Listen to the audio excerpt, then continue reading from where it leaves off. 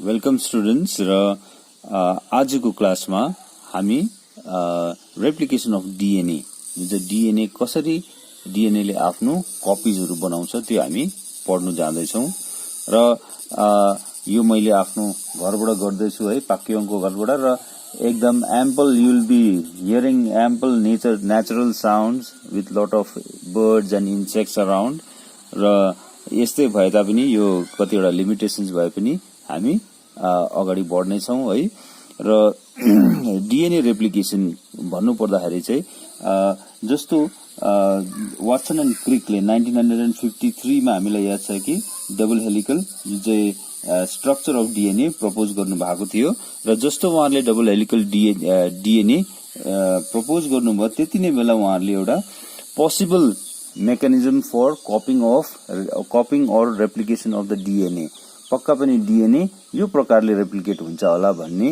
उहाँहरुले त्यतिबेला प्रपोज गर्नु भएको थियो यानी कि उहाँहरुले semi conservative mode of DNA replication जुन चाहिँ हामीले अस्तिको क्लासहरुमा डिस्कस गरिरहेको थियौं त्यो वाटसन एन्ड क्रिकले पोस्टुलेट गर्नुभयो र पक्का पनि नयाँ स्ट्रान्डमा नयाँ डीएनए मा एउटा प्यारेन्टल डीएनए र एउटा डटर डीएनए हुनुपर्छ भन्ने उहाँहरुले पोस्टुलेट गर्नुभएको थियो एउटा थ्योरी प्रपोज गर्नुभएको थियो र यो थ्योरी जुन चाहिँ उहाँहरुले प्रपोज गर्नुभयो त्यसलाई चाहिँ भ्यालिडेट चाहिँ केले गर्यो भन्दाखेरि चाहिँ मेसेल्सन एन्ड स्टाल्ज एक्सपेरिमेन्ट जुन चाहिँ गरिएको थियो त्यो मेसेल्सन एन्ड स्टाल्ज एक्सपेरिमेन्टले चाहिँ प्रुभ गर्यो कि रेप्लिकेसन अफ डीएनए चाहिँ कस्तो प्रकारले हुन्छ सेमी कन्जर्भेटिभ मोडबाट हुन्छ भनेर प्रुभ गरेको थियो जस्तो यहाँ देखिँदैछ है यो मेसेल्सन एन्ड स्टाल्ज एक्सपेरिमेन्टबाट र जुन चाहिँ डीएनए नाइट्रोजन 15 भएको डीएनए लाई जब नर्मल नाइट्रोजनमा ग्रो गरियो N14 नाइट्रोजनमा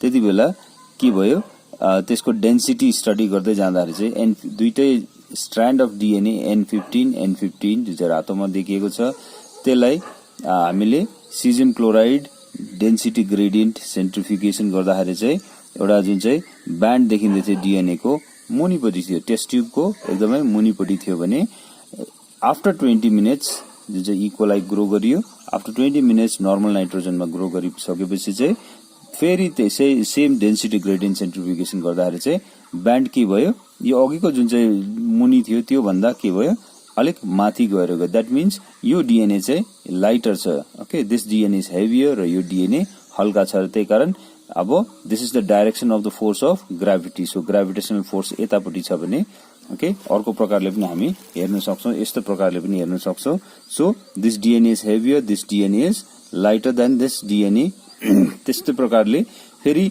नेक्स्ट जेनेरेसनमा हेर्दा that means after another 20 minutes that is 40 minutes मा गर्दाखेरि चाहिँ यो यहाँबाट स्टार्ट टाइम 0 बाट 20 मिनेट्स फेरि नेक्स्ट 20 मिनेट्स यहाँ आउँदाखेरि चाहिँ के देखियो भन्दाखेरि चाहिँ फेरि दुईटा ब्यान्ड फर्म भएको थियो दुईटा ब्यान्ड मीन्स एउटा ब्यान्ड चाहिँ अझै हल्का ब्यान्ड निस्कियो दैट मीन्स यसमा चाहिँ पक्का पनि N14 हुनुपर्छ नाइट्रोजन 14 ओके नर्मल नाइट्रोजन अर्कोमा चाहिँ इन्टरमिडिएट डेन्सिटी भएको एउटा N15 र एउटा N14 हुनुपर्छ भनेर र अकर्डिङली यहाँ डीएनए पनि त्यही प्रकारले देखाइदिएको छ है र आफ्टर द फर्स्ट 20 मिनेट्स यहाँनेरि देखिँदैछ कि पहिला दुईटा रातो थियो भने हेभी छ मुनि ब्यान्ड आउँदैछ र अलिकति माथि जाँदैछ ब्यान्ड इन्टरमिडिएट ब्यान्ड छ भने चाहिँ पक्का पनि के हुनुपर्छ एउटा डीएनए मा चाहिँ लाइट नाइट्रोजन हुनुपर्छ अर्कोमा चाहिँ प्यारेन्टल हुनुपर्छ तब त यसको के हुन्छ इन्टरमिडिएट डेन्सिटी आउँछ भनेर बुझिँदै थियो र नेक्स्टमा चाहिँ दुईटा ब्यान्ड किन आयो भन्दा चाहिँ जुन चाहिँ नयाँ डीएनए फर्म हुँदैछ त्यो चाहिँ सबै ग्रीनमा फर्म हुँदैछ ग्रीन मतलब N14 र त्यसले गर्दा चाहिँ यहाँ हामी देख्दैछौं कि दुईटा डीएनए डबल हेलिकल डीएनए चाहिँ कम्प्लिटली ग्रीनमा छ भने दुईटा चाहिँ इन्टरमिडिएट डेन्सिटीको छ त्यसले गर्दा चाहिँ यहाँनेरि दुईटा ब्यान्ड फर्म हुँदै थियो है र यो यसले semi conservative mode of DNA replication prove गर्यो यो एक्सपेरिमेन्टले र डीएनए रेप्लिकेसन कसरी हुन्छ त हामीलाई याद छ डीएनए एकदमै लामो it's very very long you know continuous thread of deoxyribonucleic acid is very long र अब कहाँबाट चाहिँ रेप्लिकेसन स्टार्ट हुने कहाँ सकिने र के एन्जाइम्सहरु चाहिन्छ, के मेकानिजम्सहरु चाहिन्छ, what is the machinery, what are the requirements for replication of DNA. That is what we are going to study now. The first requirement is DNA replication हुनुको लागि चाहिँ यो हेलिक्स DNA जुन चाहिँ double helix it has to open up. यो जुन चाहिँ double helix छ this helix has to open up. कहीं न कहीं खोलिनु पर्छ र त्यहाँबाट नै के हुनु थाल्छ DNA replication हुनु थाल्छ. र DNA हेलिक्स जुन चाहिँ ओपन अप हुनुको लागि चाहिँ हामीले in real life we can also take the example of हाम्रोमा जस्तो से सुता डोरी हुन्छ है. सुता डोरीमा हामी देख्छौं कि there are many threads which is wound with each other.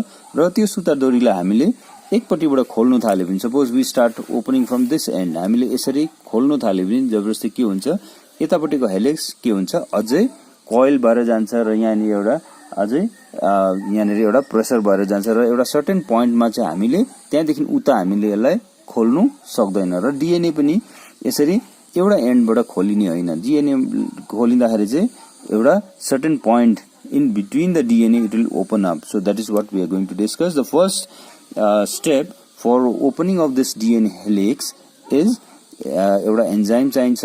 The name of the enzyme is endonuclease. So endonucleases are nuclease. The name ends with ASE. That means this is an enzyme. So this is an enzyme which will cut the DNA in between. Okay. र कहीं कुनै DNA को बीच में उले यो enzyme ले काट्छ. So it will cut one helix. One important thing that is to remember for us to remember here is जुन चाहिँ DNA लाई दुईटै हेलिक्स काट्ने हैन.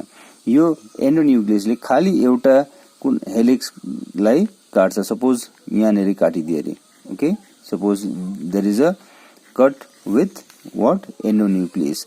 र यो पोइन्टमा suppose at this point this endonuclease is cutting. Okay. It is the same point. So after it is cut अर्को हेलिक्स चाहिँ के छ कन्टिन्युअसै छ. र so this cut portion of the DNA will now start unwinding. Okay.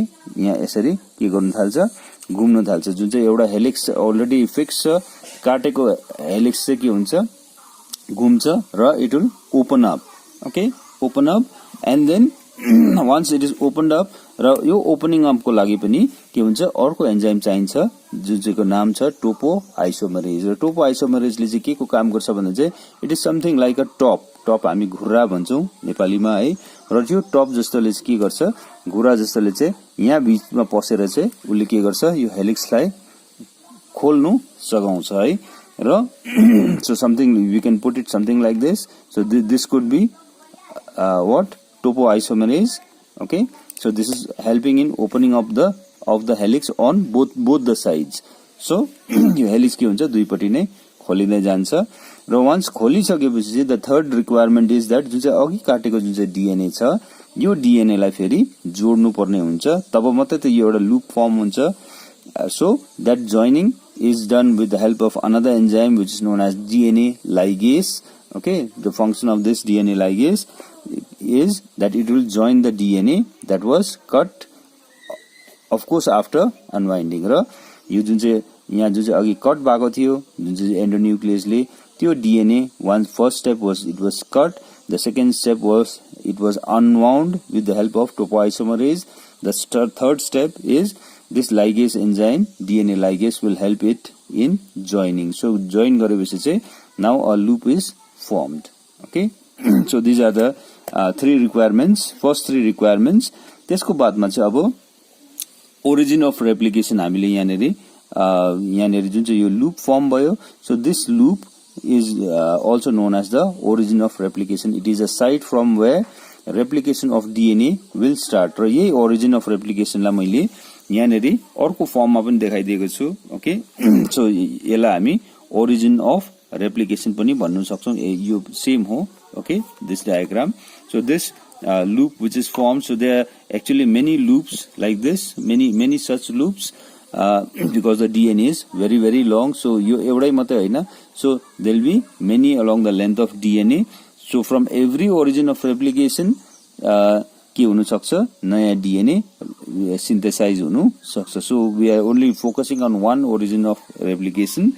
So एउटा origin of replication हेर्यो भने हामीले यहाँ देख्छौं कि यो दुईटा पोइन्टमा so it has this loop has to fork like and so यो दुईटा यसलाई हामी भन्छौं रेप्लिकेसन फर्क पनि भन्छ जुन चाहिँ यो पोर्सन छ it is looking like a फर्क ओके सो यस्तो खालको र it is join together of course this is DNA र यसलाई हामीले छुटाएर हेर्दा हामी देख्छौं कि यसमा हरेक यो साइट अफ ओरिजिनमा चाहिँ के ओरिजिन अफ रेप्लिकेसनमा चाहिँ के छ दुईटा रेप्लिकेसन फर्क छ है र रेप्लिकेसन यहाँ पनि हुन सक्छ रेप्लिकेसन अर्कोपट्टि एन्डमा पनि हुन सक्छ र अब रेप्लिकेसन अफ डीएनए हुनुको लागि चाहिँ रिक्वायरमेन्ट के छ भन्दाखेरि चाहिँ the replication of DNA will not take place by itself and for that there is a requirement for a particular enzyme that is known as DNA polymerase. So DNA polymerase enzyme will help in the polymerization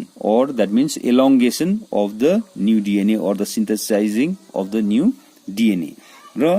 One important thing, very important thing in fact that you need to know here is that this DNA polymerase enzyme, it can add new DNA in the direction that is 5' to 3' direction only. So if we see the DNA, just to see, say for example I put another figure here. So यो एउटा replication फर्क भयो है जुन चाहिँ यहाँबाट आको okay so जुन चाहिँ यहाँ हामी हेर्यौं भने दिस इज वान रेप्लिकेसन फर्क दिस इज अनदर रेप्लिकेसन फर्क. सो हामीलाई याद छ कि फर्स्ट हामीले डीएनए को च्याप्टर पढ्दाखेरि we studied the structure of DNA, then there we found that DNA is anti-parallel, it has anti-parallel orientation. जो यो 3' छ भने चाहिँ अर्को एन्ड चाहिँ के छ 5'. त्यस्तै प्रकारले यहाँ 3 छ भने यसको अपोजिट एन्ड चाहिँ 5'. सो एन्टी-प्यारलल डाइरेक्सन छ र यहाँ एउटा खाली एउटा रेप्लिकेसन फर्कलाई हामीले फोकस गर्दैछ र let us come to this. So this is one replication fork र यो रेप्लिकेसन फर्कमा हेर्यो भने सो डीएनए जुन चाहिँ छ 5' to 3', 3' to 5'. So this is the parental DNA which is shown in blue colour र यो डीएनए प्यारेन्टल डीएनए बाट using the semi conservative mode of DNA replication new DNA will be synthesise. The new DNA shown here is in red colour okay for your convenience it is shown in red. So नयाँ DNA red कलरमा देखाइँदैछ. The enzyme that helps in the synthesizing of new DNA okay is DNA polymerase. जस्तो say for example यहाँनेरि paternal DNA मा maternal DNA मा चाहिँ adenine छ भने अब नयाँ डीएनए मा के आउनु पर्छ.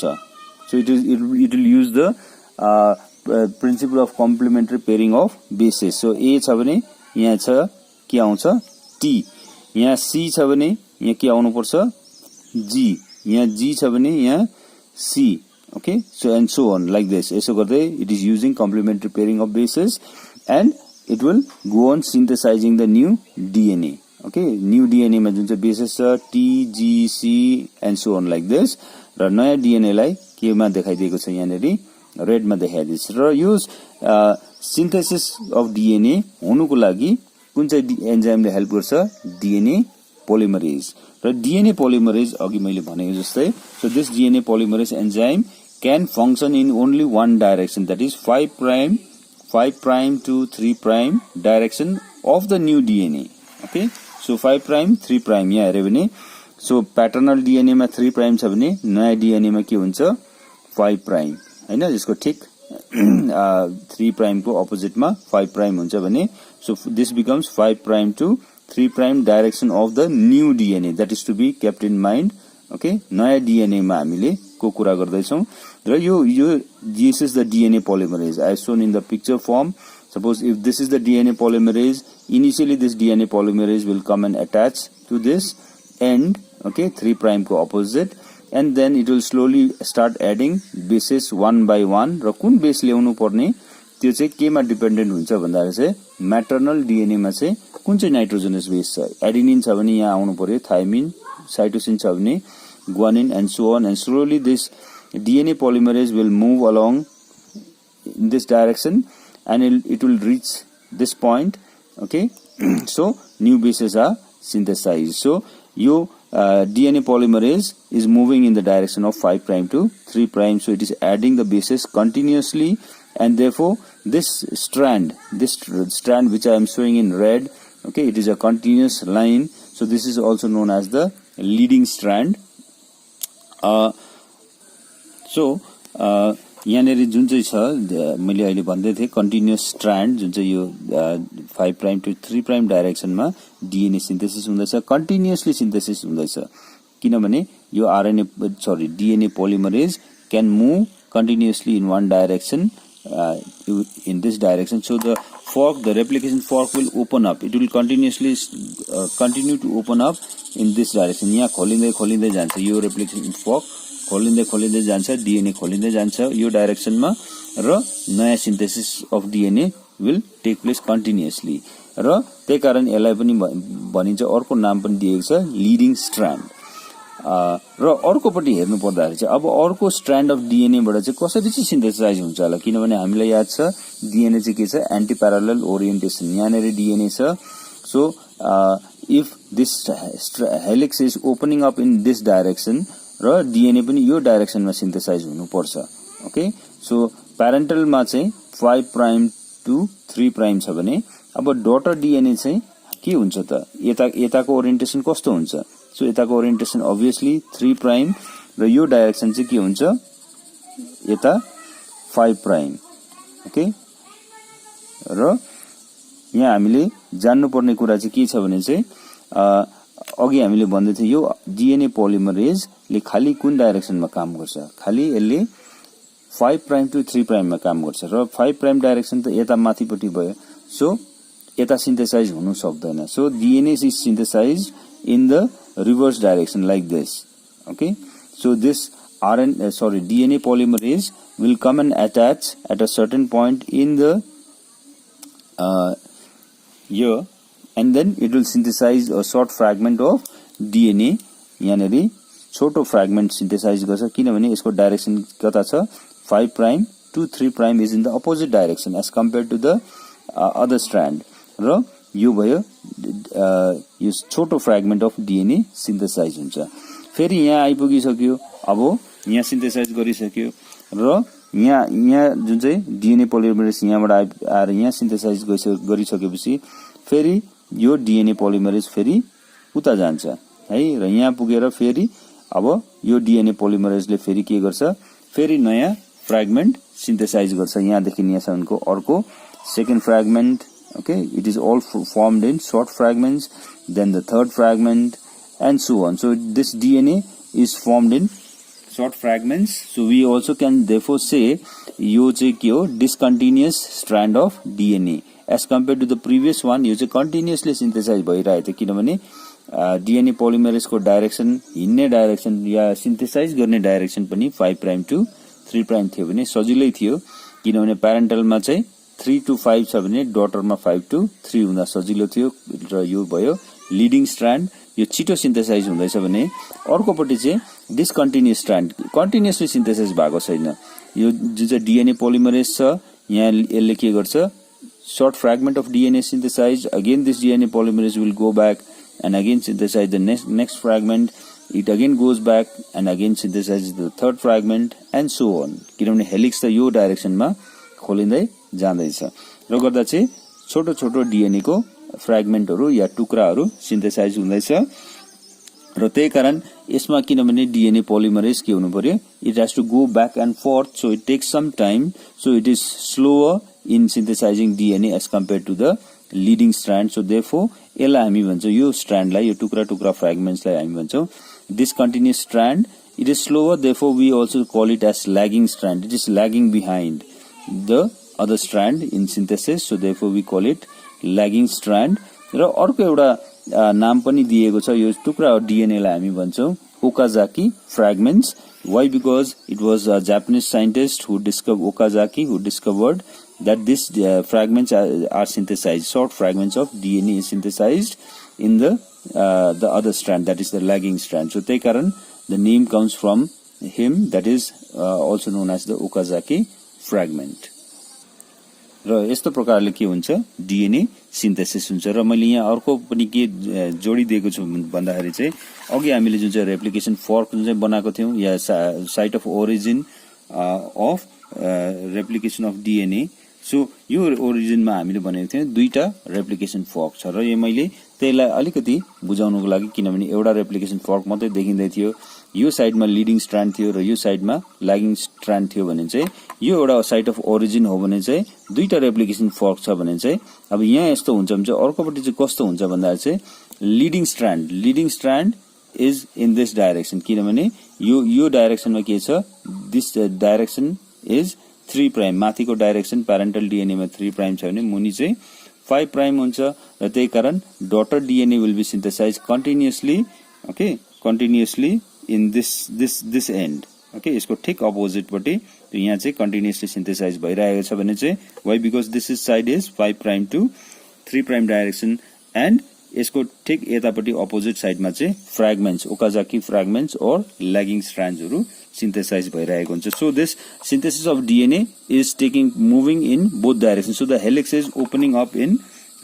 बोथ डाइरेक्सन्स, यो यता खोलिँदैछ, ओके, एन्ड यो चाहिँ उँभोपट्टि खोलिँदैछ। So they are hundreds and thousands of such replication forks and along a length of DNA, यस्तो DNA को length लामो हो भने चाहिँ so there are hundreds and thousands of such replication forks and later on all these replication forks will meet each other र यताबाट पनि replication हुँदै यता आउँदैछ, यताबाट पनि रेप्लिकेसन हुँदै आउँदैछ र एउटा पोइन्टमा आएर जोडिन्छ र त्यति बेला चाहिँ डल्लै डिएनए नयाँ सिन्थेसाइज भइसक्छ। So this is how replication of DNA is taking place. So with this we will wind up for today. Thank you boys.